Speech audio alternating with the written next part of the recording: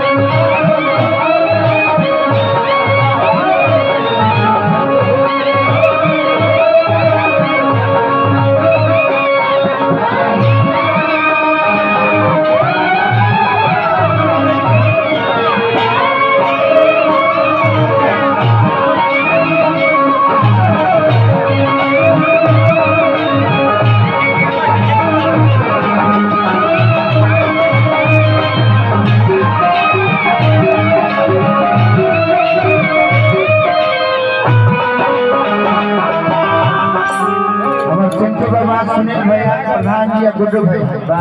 पुरस्कार के दर्द पहले एक अरविंद सिंह अभियंता जी का जोरदार ताली हो जाए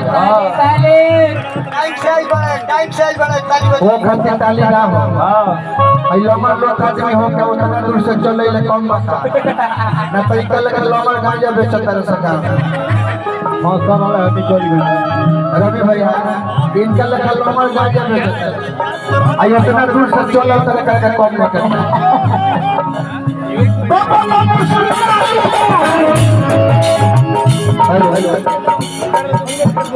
जो भैया आप जीवन में प्रसन्न है जीवन आप पता वाला मर गए